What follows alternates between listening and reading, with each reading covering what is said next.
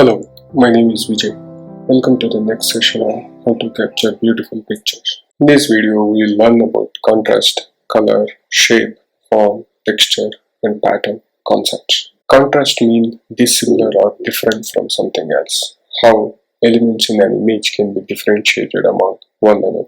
High contrast, elements of the image can be differentiated clearly. Low contrast, no clear distinction among elements. Luminous contrast is a brightness difference between white and dark areas. Color contrast is a color difference among elements in the image. Observe the image of sunset over a lake.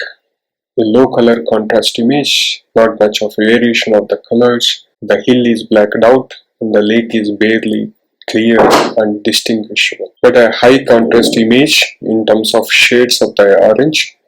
This is an example of brightness or tonal range of shades of orange. The orange color near the sun gradually fades to different colors. Observe the image of dewdrops on a spider web. The image has a clean green background contrasting with dewdrops of white color.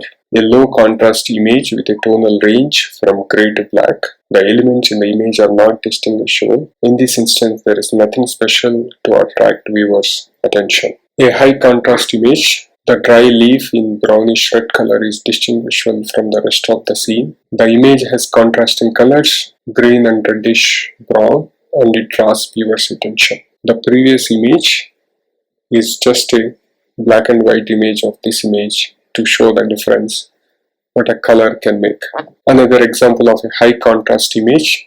The pink flowers contrast with a blue color background, creating a color contrast drawing the viewer's attention. Using similar color bulbs and blurring out the background, a high contrast image is made, attracting the viewer's attention. The red color on the tulip bulb also helps in creating a high contrast image. An example of a low contrast image that draws the viewer's attention. An early morning misty image, a low key image where details are not distinguishable with the tonal range from black to white. Color is an important aspect of photography.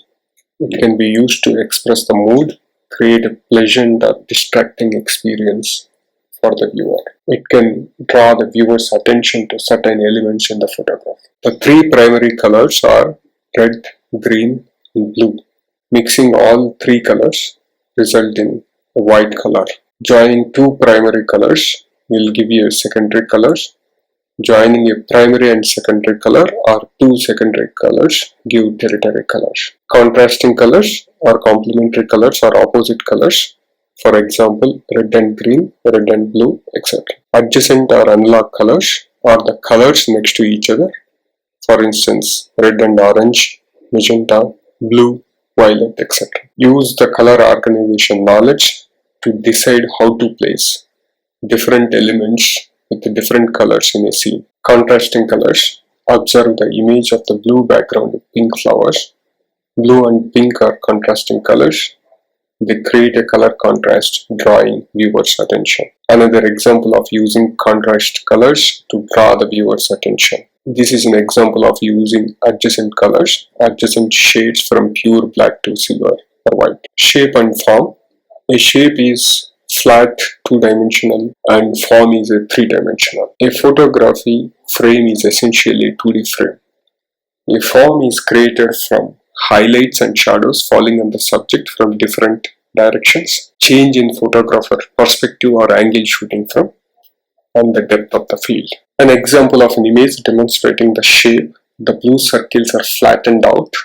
They give circle shape, but they don't have any depth information. This is the image of silhouette of green hornbill. The tree and most of the bird's back is flattened out. Only the beak of the bird has some depth due to the way it is lit. The background, the tree essentially, all elements in the background are flattened out.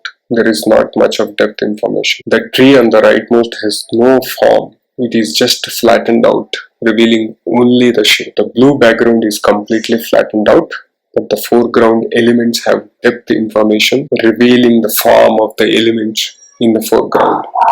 The moon is shot with an angled camera to bring out the spherical form of the moon. Taking a straight shot can create a circle resulting in a shape or a 2D image only. Texture and patterns. The texture is about revealing the physical properties of the object in the scene. The texture of the object in the photograph can be revealed in the sharp images with high contrast and with a good amount of details. Light plays an important role in revealing or hiding the texture of the object. Pattern is nothing but the repetition of the same thing. Of course, pattern attract viewers' attention. In this image, the subtle shadows and highlights reveal the form and texture of individual balls. In this image, the high contrast, sharpness and details reveal the texture of the tulip bulb. In this image, the light and camera angle reveal the texture in the dragonfly and the rock. Observe the two images. These two images use patterns to draw the viewer's attention. Summary. Contrast is about differentiation among elements in a photograph. A high contrast image will have differentiated elements, unlike a low contrast image. Complementing colors can be used to create a high contrast image. Shape produces flattened image, while form produces more depth or a 3D image. Texture is about feel of a physical object. Pattern is about repeating the same element. So here is the assignment. Shoot 10 photographs in and around your surroundings. While shooting, keep in mind the principles discussed so far and the principles discussed today: contrast, color, shape, form, texture and pattern. Review the images on a large screen. Did you get it right? If not, repeat the process. Thank you and have fun shooting images.